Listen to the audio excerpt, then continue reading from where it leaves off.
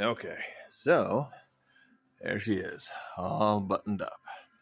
Now, one thing I forgot to mention is when you start your bolts back into the hole, try to match them more or less where you got them from. That way you don't run the risk of cross-threading of any kind of foreign thread or something, or maybe it was cross-threaded one time in the past. But especially when you start putting your things back, start them by hand, by finger touch only. Get them started at least 2, 3, 4 turns. That way you don't run the risk of cross-threading them. And that's before you put a torque on, or any sort of torque on it with either a wrench or a power tool.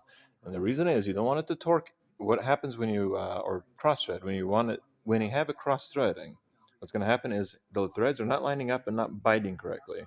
First of all, it's going to be very hard to get it in there properly, so it's going to be very hard for it to seal. And even if you're cutting new threads through there, you're going to create a lot of heat and potentially damage and even crack your case, which is not good. That's a big boo-boo.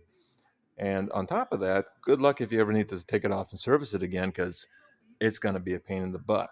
Now, you may get away with a slight cross-threading every now and again for something less important where it doesn't have to seal, and just end up reusing that same bolt for the same hole every time, because then that thread now is cut for that hole specifically. But try to avoid it. Always start it by hand. Don't torque it. Go slow. Go with feeling. And even if you use a power tool to help you along, once you have it finger started, go very slow. Have it on a slip clutch setting. So if it encounters any sort of resistance, it will just slip on itself. It won't force it into a hole or into a thread where it's not happy to go into. Okay? Next, we're going to get the heat shield back on, which is another pain in the butt because of its proximity to this thing.